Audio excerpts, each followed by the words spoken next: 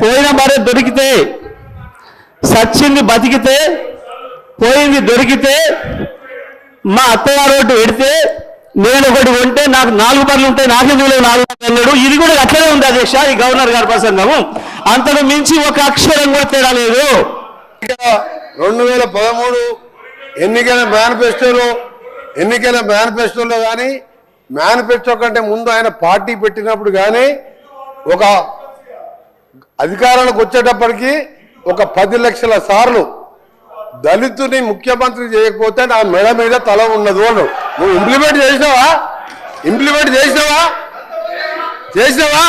ఆఖరి దళితుడికి 3 ఎకరాల భూమి ఇస్తా, బోరేస్తా, మోటార్ ఇస్తా, 1.5 ఎకరం ఉంటే 1.5 యాడ్ చేస్తా, ఆయన ధనవంతం చేస్తాను. చేసినావా? చేయలే.